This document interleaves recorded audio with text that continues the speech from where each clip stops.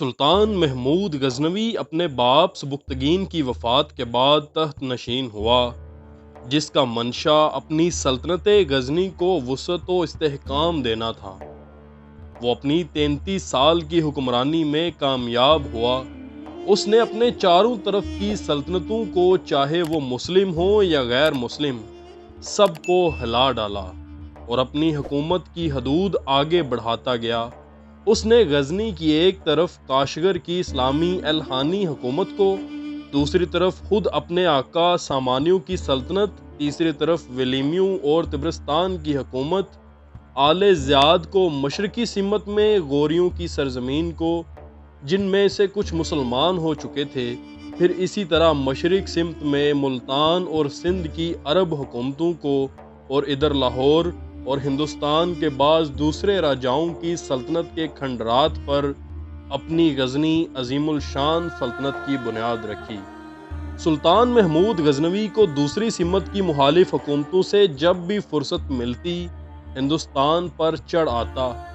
وہ اپنے دور میں سب سے پہلے 390 ہجری بمطابق 1000 سن میں ہندوستان میں داخل ہوا، جنوبی ہند کے جاٹوں کی سرکوبی کی اور چند سرحدی ضلعوں پر قبضہ کر لیا۔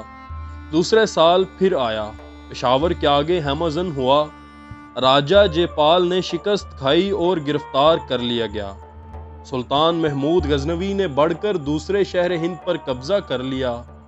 جے پال نے حراج دے کر رہائی حاصل کی اور اپنی سلطنت آنند پال کے سپرد کر کے چتا میں بیٹھ کر جل مرا۔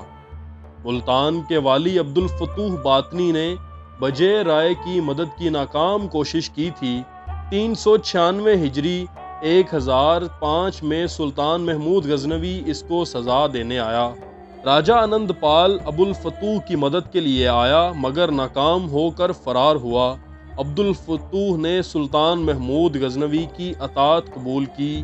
سلطان محمود غزنوی نے آنند پال کے بیٹے سکھ پال کو بیرا کا گورنر بنا دیا تھا۔ وہ اسلام لے آیا تھا، پھر مرتد ہو گیا۔ سلطان محمود غزنوی نے 398 ہجری سن 1007 میں اسے حبس دوام کی سزا دی۔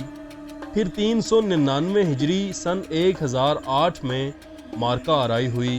دہلی اور اجمیر کے راجہ اور ملتان کے والی داؤد فوجیں لے کر آئے۔ حب الوطنی کا عام جذبہ پیدا ہوا۔ عورتوں نے اپنے زیور بیچ کر، چرہے کاٹ کر اور محنت مزدوری کر کے لڑائی میں مدد دینے کے لیے روپیہ بھیجا، مگر ہندوستانی راجاؤں کی پچھلی ہانہ جنگیوں کا غبار دل سے دور نہیں ہوا تھا۔ وہ کسی ایک کی کمان میں فوجوں کو نہ دے سکے۔ سلطان محمود غزنوی نے راجپوتوں کی اس ٹڈی دل فوج کا مقابلہ کیا۔ ہندوستانیوں کے قدم اکھڑ گئے۔ سلطان محمود غزنوی کے خلاف یہ آخری مشترکہ قومی مظاہرہ تھا، جس میں نہ صرف ہندو بلکہ ہندوستان میں عربوں کی واحد حکومت کا حکمران بھی شریک تھا، مگر ہندوستان کو شکست ہوئی۔ اس کے بعد رایان ہند یکے بعد دیگرے مغلوب ہوتے گئے اور بیش بہا خزانے خصوصاً مندروں کے جواہرات فاتح کے ہاتھ آتے گئے۔ اس حملہ میں سلطان محمود غزنوی نے نگر کوٹ یعنی کانگڑا کے قلعہ پر قبضہ کر لیا۔ اس کے بعد 401 ہجری سن 1010 میں عبد الفتوح داؤد کا خاتمہ کرنے ملتان آیا اور اس کو گرفتار کر کے ساتھ لے گیا۔ پھر 406 ہجری سن 1015 میں کشمیر کی ناکام مہم پیش آئی۔ اس کے بعد 409 ہجری 1017 میں کنوج اور متھرا پر قبضہ کیا۔ پھر 412 ہجری سن 1020 میں کشمیر پر دوبارہ حملہ آور ہوا۔ 413 ہجری 1021 میں وہ پورے پنجاب کو غزنی کا صوبہ بنانے کی نیت سے انتظامات کے ساتھ آیا اور پنجاب کا الحاق غزنی سے کر لیا۔ آنند پال کے لڑکے ترلوکن پال کا انتقال ہو چکا تھا۔ راجہ بھیم اس کا جانشین تھا۔ وہ پنجاب چھوڑ کر رائے اجمیر کے پاس چلا گیا، جہاں 1026 میں اس نے وفات پائی۔ سلطان محمود غزنوی نے لاہور کا پہلا حاکم اپنے غلام ایاز کو بنایا۔ اس کے بعد 414 ہجری سن 1022 میں گوالیار اور کانجر کو قبضہ میں لے لیا۔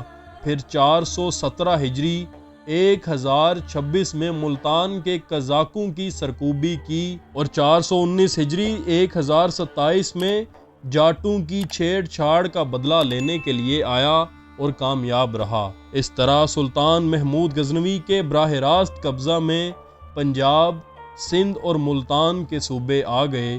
کشمیر، کنوج، کانجر، گوالیار اور گجرات اس کے باج گزار بنے۔